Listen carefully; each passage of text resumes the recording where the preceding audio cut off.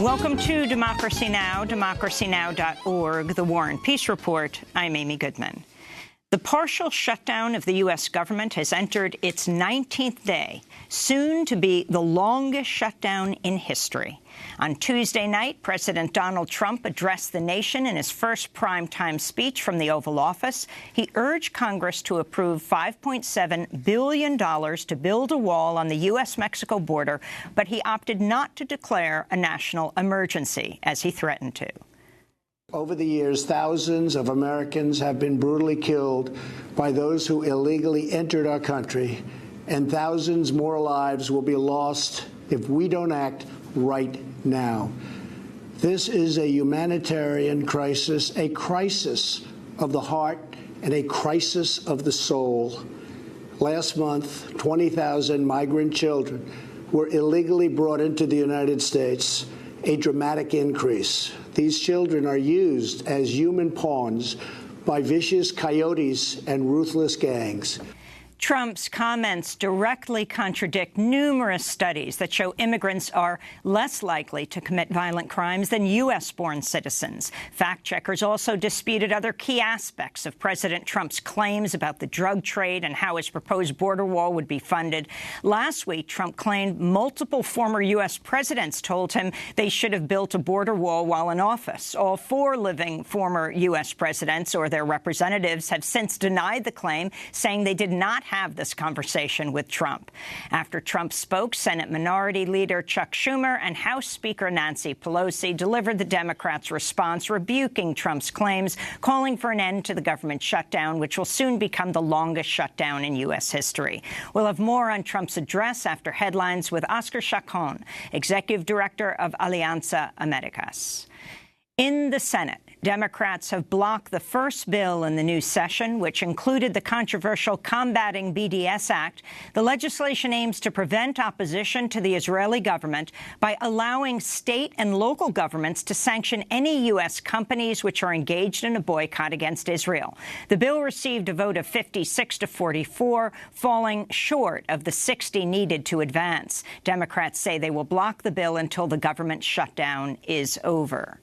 In environmental news, newly released data shows carbon dioxide emissions in the U.S. increased by 3.4% in 2018, the largest increase in 8 years. The spike comes despite a large number of coal plants closing in the past year. Researchers say the increase can be attributed to a rise in emissions from transportation, buildings, and factories. Last month, scientists said carbon dioxide emissions surged globally in 2018, describing the alarming trend as a speeding freight train. In response to Tuesday's report, May Boovy of 350.org said, quote, there are consequences to government inaction. Without taking critical measures to cut fossil fuel emissions much more drastically, we're looking ourselves into the devastating consequences of climate change, including rising sea levels, more severe hurricanes and storms, wildfires, and more. With a new Congress in session, we demand they heed these warnings and step up to act at the scale of the crisis. Deputy Attorney General Rod Rosenstein is expected to leave his position as soon as the new Attorney General is confirmed, this according to emerging reports. Last month, Trump nominated former Attorney General for George H.W. Bush, William Barr, for the position. Barr is known for his expansive view of executive power and had previously sent an unsolicited memo to Rod Rosenstein criticizing Special Counsel Robert Mueller's ongoing Russia investigation. Rosenstein was seen by many as helping to protect Mueller from being fired and from other White House interference. If confirmed by the Senate, Barr will oversee Mueller's probe.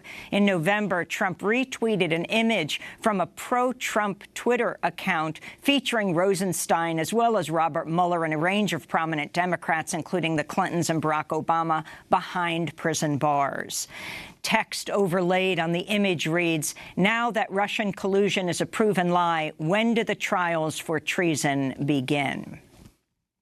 Federal prosecutors are accusing former Trump campaign chair Paul Manafort of sharing polling data during the 2016 campaign with a suspected Russian intelligence operative named Konstantin Klimnik. The accusation came to light after Manafort's lawyers failed to redact the information from a court filing. The document shows special counsel Robert Mueller believes Manafort lied to investigators about his dealings with Klimnik. The New York Times reports, quote, the document provided the clearest evidence to date that the Trump campaign may have tried to coordinate with Russians during the 2016 presidential race. A Russian lawyer who was present at the infamous June 2016 Trump Tower meeting was charged by federal prosecutors with obstruction of justice in an unrelated case. The case, however, seemingly points to evidence of Natalia Veselnitskaya's close relationship with the Kremlin, which she has previously denied. Court documents show Veselnitskaya was backed by the Kremlin in her denial of money laundering accusations, raising further questions about whether she was working for the Kremlin when she took the Trump Tower meeting. The meeting, attended by Donald Trump Jr., Jared Kushner, Paul Manafort, and others, came after she promised damaging information on Hillary Clinton in an attempt to help Trump win the presidency. In October, reports emerged Russia's government provided a memo to Veselnitskaya ahead of the June 2016 meeting. In Turkey, President Recep Tayyip Erdogan condemned recent remarks by National Security Advisor John Bolton, in which Bolton said Turkey should protect Syrian Kurdish fighters as a condition for U.S. troop withdrawal from Syria. Turkey considers the Syrian Kurdish fighters to be part of a terrorist group. Erdogan, after apparently refusing to meet directly with Bolton during his Turkey trip, said he had agreed with President Trump that the U.S. would withdraw quickly while Turkish forces would counter the remaining threat of ISIS on the ground. Secretary of State Mike Pompeo is in Iraq today to discuss the Syria withdrawal in a surprise visit. In Sudan, anti-government protests over the past month have resulted in at least 800 arrests, according to government officials. Among the arrested were professors from Khartoum University who joined the popular uprising. Dozens were killed during violent clashes last month as people took to the streets protesting the economic situation of the country and the military regime of President Omar Hassan al-Bashir, with many calling for the overthrow of the ruling National Congress Party. Al-Bashir is also accused of trying to censor news about the ongoing protests by arresting journalists, shutting down newspapers and websites, and disrupting the Internet. Los Angeles police have found a man's dead body inside the West Hollywood home of prominent Democratic donor Ed Buck. The deceased man's identity has not yet been revealed, but police have said he is black, making him the second black man to be found dead inside Buck's home. In July 2017, 26-year-old Jamel Moore was found naked in Buck's living room after he overdosed. Buck was not charged in Moore's death, but authorities now say they'll review their investigation. Ed Buck has been a vocal supporter of various Democratic politicians and causes for years and donated to the campaigns of Barack Obama and Hillary Clinton. In Houston, Texas, funeral services were held Tuesday for Jasmine Barnes, the 7-year-old girl who was shot while in a car with her mother and 3 of her sisters last week.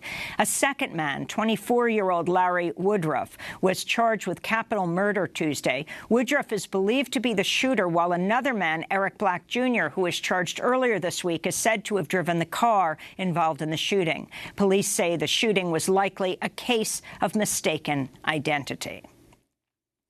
Musician R. Kelly could be under new investigation in Georgia days after an explosive docu-series aired on Lifetime TV chronicling years of sexual abuse, domestic violence, and misconduct allegations.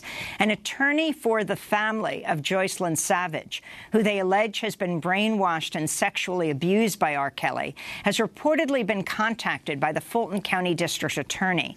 The Savage family says they've been threatened by R. Kelly's manager for supporting the documentary. The popular R&B singer and producer has been accused of sexual assault, predatory behavior, and pedophilia for 2 decades, but has never been criminally convicted. To see our recent interview about the docuseries Surviving R. Kelly and the efforts to bring justice to R. Kelly's victims, go to democracynow.org. In New York City, 2 Seattle city councilors warned activists and local leaders about the potential unwanted consequences of the new Amazon headquarters due to be built in Queens, New York. At a Monday organizing event, they said Seattle did not respond fast enough to Amazon's expansion, which left Seattle with a housing crisis as real estate prices soared. The councilors urged New Yorkers to resist an unfettered corporate takeover and demand fair labor conditions. Since Amazon's announcement of its HQ2 plans in November, community organizations and some local leaders have been protesting the move. Last month, workers at a new Amazon fulfillment center in Staten Island announced plans to unionize, citing safety, long hours, and low pay as some of their concerns. In Baltimore, Maryland, ICE agents have detained Salvadoran immigrant rights activist Roxana Orellana Santos after a routine check-in and might be preparing to deport her. Santos had previously sued Frederick County for civil rights violations and racial profiling after she was arrested while eating lunch on a curb in 2008. A Maryland court later found that Santos' right against unreasonable searches and seizures had been violated. Santos has been in the U.S. for over a decade after fleeing violence in El Salvador. She has 4 children living in the United States. Civil rights leader Angela Davis has responded to the Birmingham Civil Rights Institute's decision to revoke a human rights award in her honor over her activism for Palestinian rights and criticism of Israel. Davis says she was stunned by the move. In a statement, she responded, "The rescinding of this invitation and the cancellation of the event where I was scheduled to speak was not primarily an attack against me, but rather against the very spirit of the indivisibility of justice," she said. Davis will instead appear at an alternative event in Birmingham in her honor. In California, Governor Gavin Newsom introduced a health care proposal on his first day in office that would strengthen the Affordable Care Act and expand health care access for undocumented youth up to the age of 26. California's Medicaid program currently covers undocumented youth up to the age of 19. The plan would also restore the individual mandate in California, which was revoked in the 2017 Republican tax bill. And in New York City, Mayor Bill de Blasio announced Tuesday the city will guarantee health care for all New Yorkers. The plan's primarily targeting low-income and undocumented New Yorkers. An estimated 600,000 people in the city are not currently covered by any health care plan. This is Mayor de Blasio speaking at a news conference Tuesday.